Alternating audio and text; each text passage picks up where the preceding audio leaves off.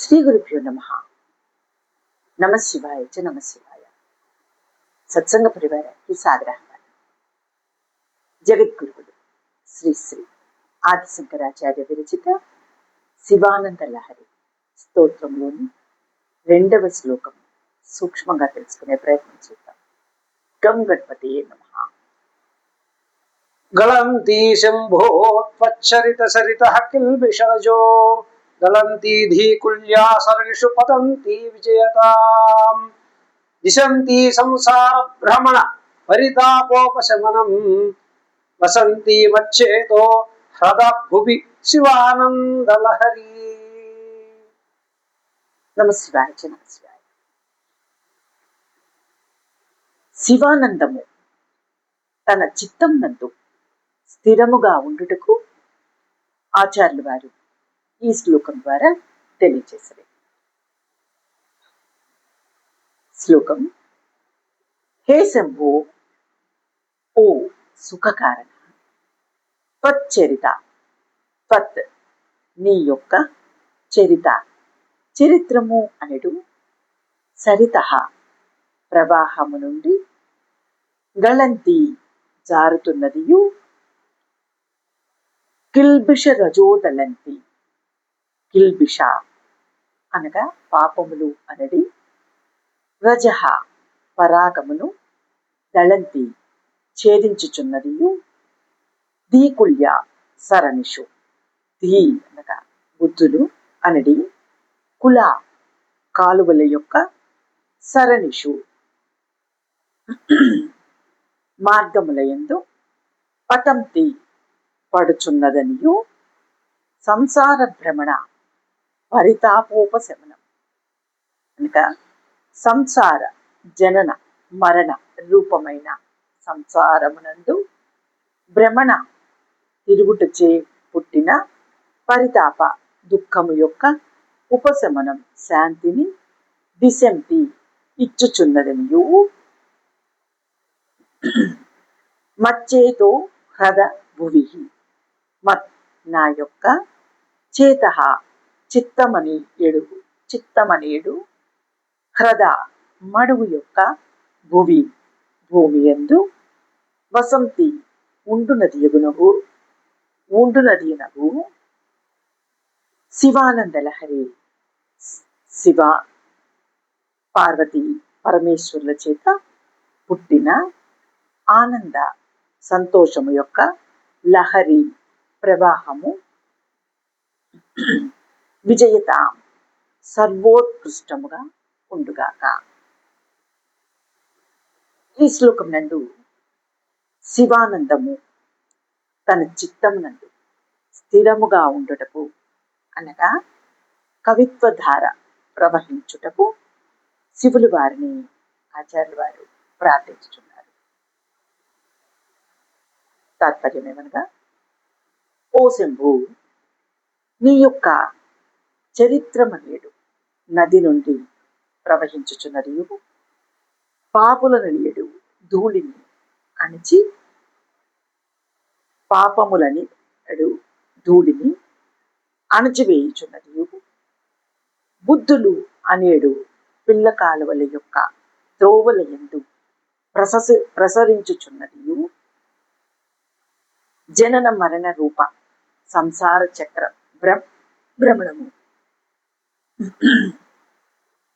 సంసార చక్ర భ్రమణము చేత కలిగిన పరితాపమునకు ఉపశాంతిని ఇచ్చుచున్నది, నా యొక్క చిత్తం అనేడి మడుగునందు నిలిచి ఉండినది అగు శివానందలహరి పార్వతీ పరమేశ్వరుల వలన కలిగిన ఆనంద ప్రవాహము సర్వోత్కృష్టంగా ఉండుగాక. శం అనగా సుఖంను, భావయతి కలుగు చేయువాడు కాన శివుడు శంభు అనబడదు. శివులు వారు ఆశ్రితులకు సుఖకరుడు అవుచున్నాడని అర్థము. నమస్సంభవేచ అని శృతి చెప్పుచున్నది. శివానందలహరి అనగా శివ పార్వతి సమేతుడైన పరమేశ్వరుని వలన కలిగిన ఆనందలహరి అనగా ఆనంద ప్రవాహము. ప్రవహించిన ఆనందమును పోలిన ఈ స్తోత్రం పాపమును తాపమును హరించి దివ్యమైన ఆనందమును ప్రసాదించు.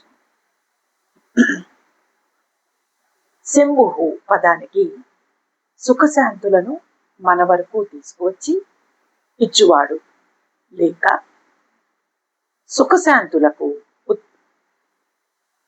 ఉత్పత్తి స్థానమైన వాడు. ఆనందం చైతన్యమైన శాంతి. శాంతి నిలకడగా ఉండే ఆనందం. స్థితి భేదం వలన ఆనందం శాంతి వేరు పదాలుగా గోచరిస్తున్నాయి. ఈ రెండింటి పదాల ఉత్పత్తి స్థానమైన వాడు శివులు వారు. ఆనందం శాంతి వీటి వలన జీవునికి కలుగు ఉపయోగం అనగా మనుష్యులకు కలుగు ఆనంద శాంతి తరంగాలు ఈ శివానంద లహరి స్తోత్రముల ద్వారా తెలియదగును. త్వచ్చరిత సరిత కిల్బిష రజో దళంతి అనగా జీవులు అనేక జన్మలు పొంది అనేక క్రూర కర్మలను పోగు చేసుకొని పుడుతూ మరణిస్తూ ఉంటారు. ఈ క్రూర కర్మలు అనే ధూళిపై శివుల వారి చరిత్ర అనే నది ప్రవాహం ప్రవహిస్తే జీవుల క్రూర కర్మల మహాపాపాలను పాపాలు కడిగివేయబడతాయి. మనం రోజు ఇంట్లో తడిగుడ్డతో తుడుచుకున్నది ఇల్లు శుభ్రం చేసుకుంటూ ఉంటాము. ఎన్నో జన్మల నుండి పాపకర్మల ఎన్నో జన్మల నుండి మనం చేసుకున్న పాపకర్మల అనే మురికి జీవునికి పట్టి ఉంటుంది. జన్మ జన్మలకు ఈ పాపరాశి అనే కిల్బిష రజం జీవులను వదలదు.